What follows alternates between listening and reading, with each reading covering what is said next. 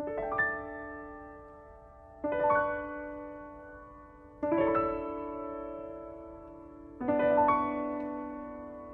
patrimônio cultural em pauta pelos 1080 AM. Momento do Patrimônio. Produção e apresentação: Guta Teixeira e Diego De Vincenzi. Boa noite, ouvintes. Momento do Patrimônio apresenta hoje o segundo programa da série sobre o curso de História da URGS. Nossa convidada é Mara Rodrigues, professora dos cursos de graduação e pós-graduação e do mestrado profissional em História da URGS.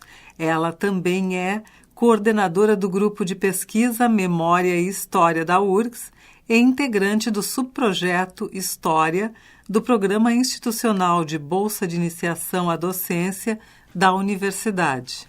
Boa noite, professora. É um prazer recebê-la novamente. Boa noite, Guta. Boa noite, Diego. Então, tenho o prazer de estar aqui novamente com vocês para dar sequência, então, a essa entrevista que é muito prazerosa para mim.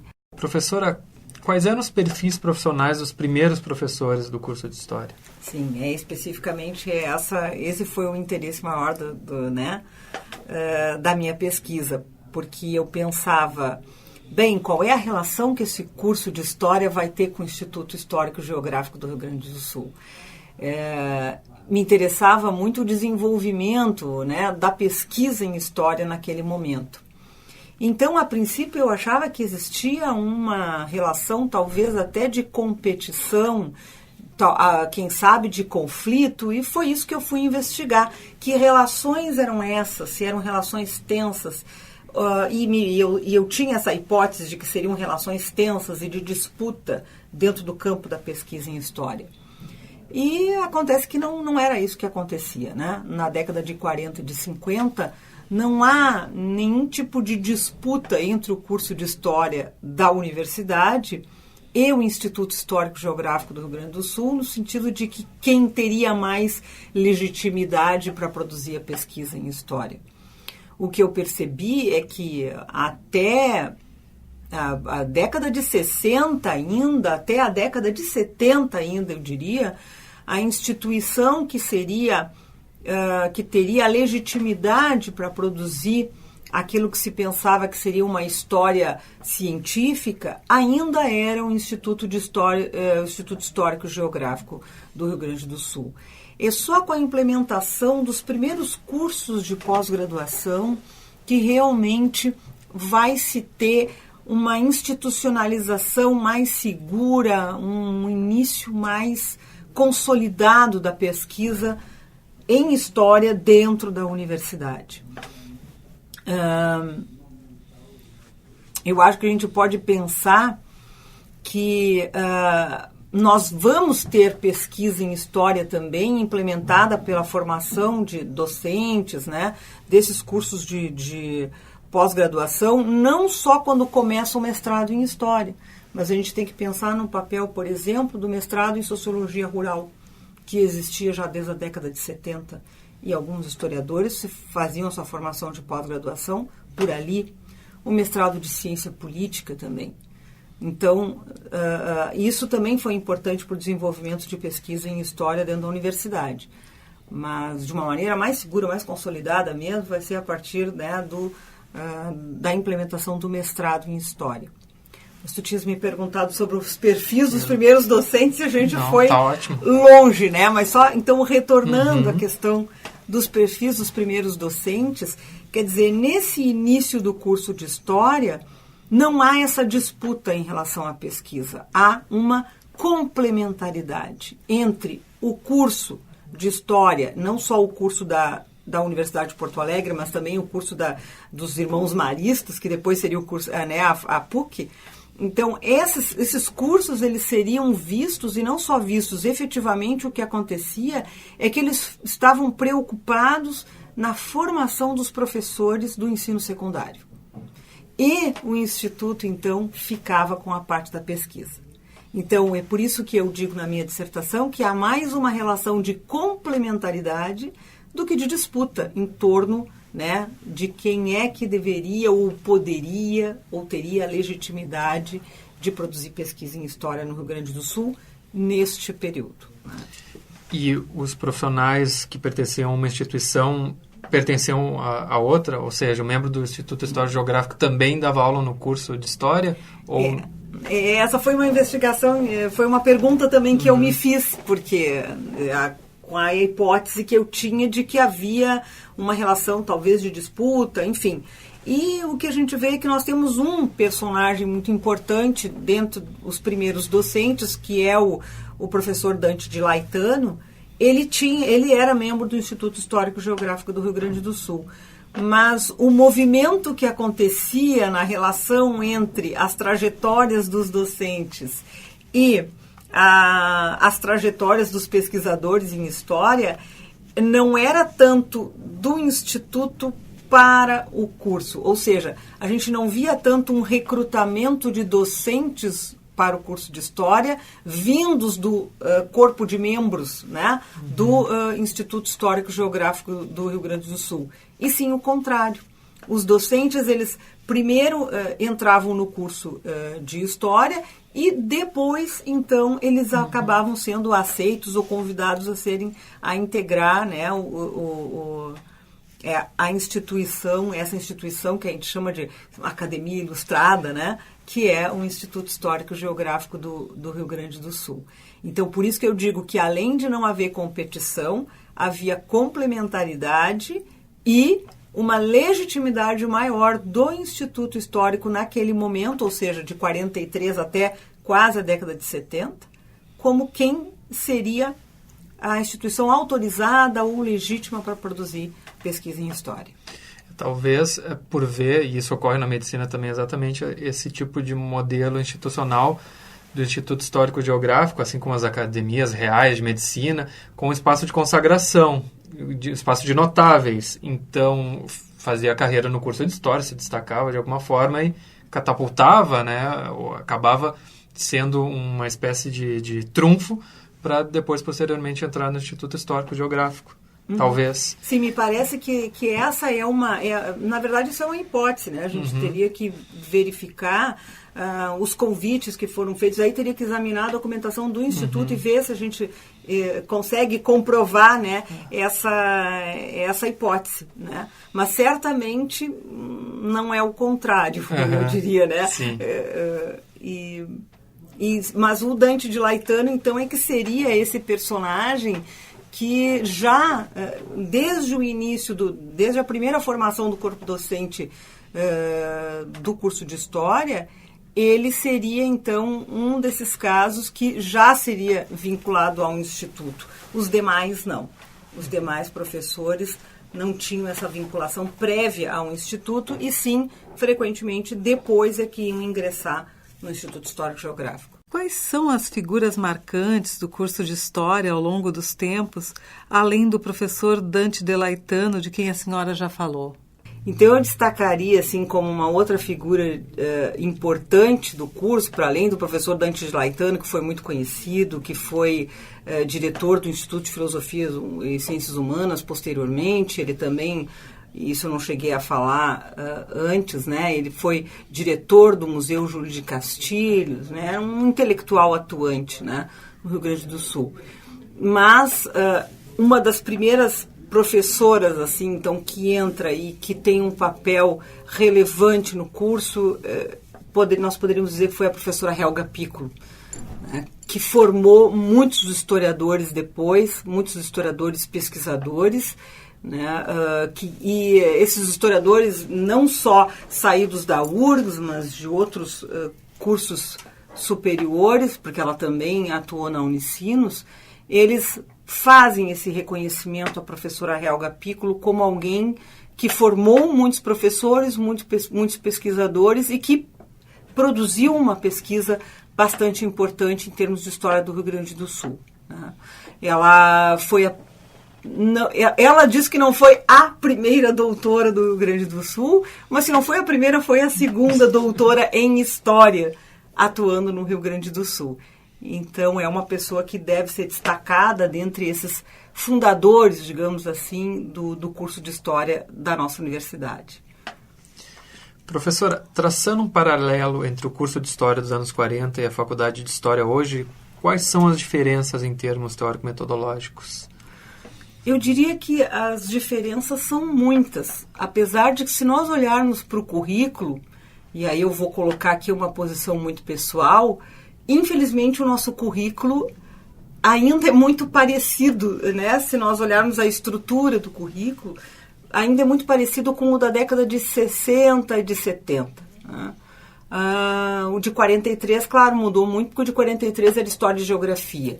Então, basicamente, o que aconteceu, se nós olharmos de uma maneira mais superficial, mais periférica para esse currículo, a gente vai ter acréscimos, né, de disciplinas dentro de uma concepção cronológica, seriada, ou seja, para história, história antiga, história medieval, história moderna, história contemporânea, história do Brasil, colônia, Brasil Império, né, etc. E história da América 1, 2, 3 e 4. Então, a nossa concepção ainda, e aí eu digo ainda porque eu gostaria que não fosse tão amarrada em termos cronológicos. E esse é um debate que se está fazendo internamente e que tem posições diversas, e eu acho um debate muito rico para o nosso curso. Ou seja, qual é o currículo que nós queremos, que currículo que tem mais a cara do tempo presente.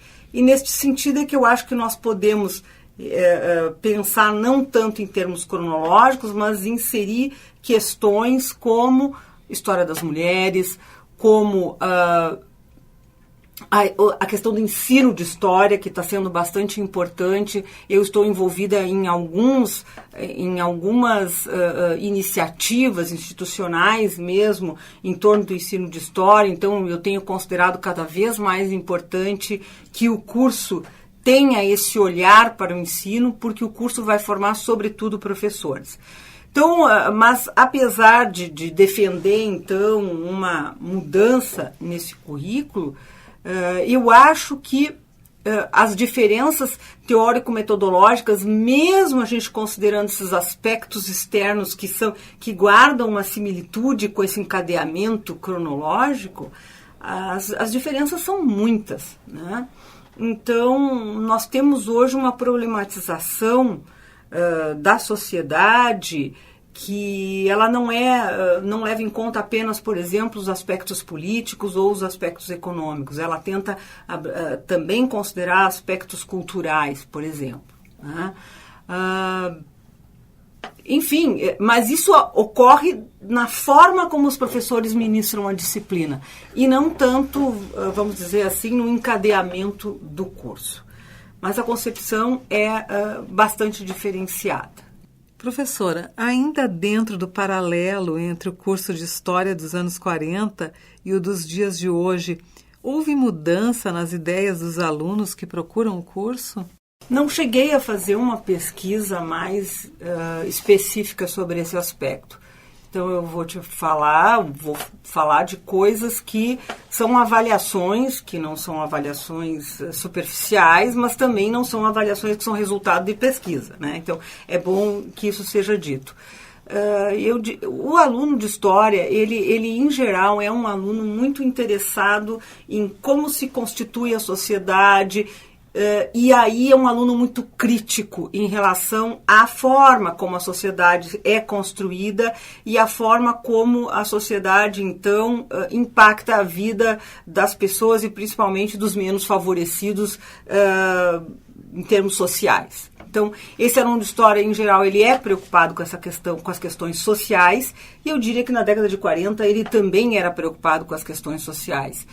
Talvez, para a gente poder fazer esse paralelo, a gente pudesse pensar no papel da religião, né, na formação dos alunos. E isso sim mudou muito. Não só em relação aos alunos, mas também em relação aos professores. Nós tínhamos na década de 40, uma presença muito grande da Igreja Católica, né, no corpo docente. Inclusive, quando eu falei anteriormente sobre a Associação de Professores Católicos e de toda a movimentação que foi feita em torno da criação do curso, eu já tentava falar algo sobre isso, de que existia uma ideia de que e havia um grupo de leigos católicos mobilizado para influir em qual a formação que se daria nesse curso, não só no curso de História, mas na Faculdade de Filosofia como um todo. Ou seja, preocupava-se com o professor secundário que se estava formando. E o argumento desse grupo católico era que teria que haver uma coerência maior entre a formação do professor secundário e as escolas nas quais eles trabalhariam. E a gente tem que pensar que essas escolas, que no ensino secundário, melhor dizendo, naquele momento, havia uma presença muito importante da Igreja Católica. Então, esse argumento ele era invocado. Quer dizer, esse pessoal, ou seja, os alunos, os egressos dos cursos de História, de Letras, eles vão trabalhar em escolas católicas. Que formação eles vão dar para os nossos alunos, né? Então, eles também têm que ter uma formação católica. Enfim, isso era muito importante e hoje a gente não consegue nem ver traços disso nos nossos cursos. Quer dizer, hoje a formação do nosso aluno é muito laicizada, felizmente. Mas também, e eu diria, e aí eu digo também de uma preocupação pessoal, mas que eu percebo nos meus colegas, com um grande respeito pelas crenças que os alunos têm. Mas não existe mais essa preocupação de que nós temos que dar uma formação que seja coerente com uma formação religiosa, né? Então, nesse sentido, houve uma mudança muito grande. Mas eu acho que o que permanece nos alunos principalmente, mas não só nos alunos, também nos professores, é essa preocupação com a intervenção dos cidadãos na sociedade. Quer dizer, nós continuamos nos preocupando com o professor de História que nós estamos formando, mas nós temos toda uma preocupação de acolher esta preocupação com a maneira como a sociedade se constitui, mas também de ajudar os nossos alunos a não fazerem tábula rasa, né? a não caírem, a não deslizarem para um discurso meramente ideológico.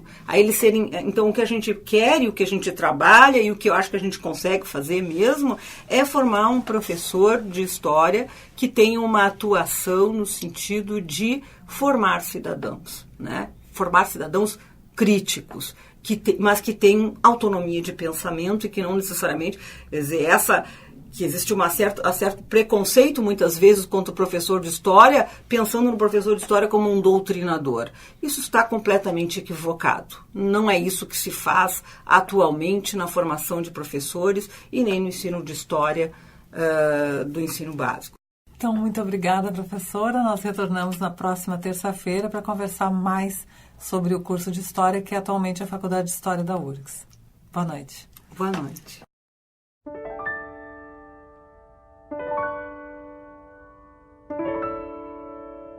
Apresentamos hoje o segundo programa da série sobre o curso de História da URGS. Nossa convidada foi Mara Rodrigues, professora dos cursos de graduação e pós-graduação e do mestrado profissional em História da URGS.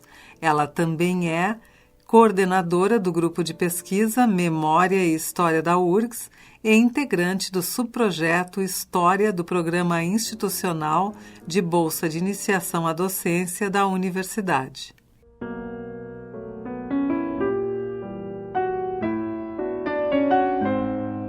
Momento do Patrimônio é uma realização do setor de patrimônio histórico da Superintendência de Infraestrutura da URGS. Produção e apresentação, Guta Teixeira e Diego De Vincenzi. Gravações e edição, Kleber Trindade. Mesa de áudio, Jefferson Gomes. Boa noite a todos e feliz semana.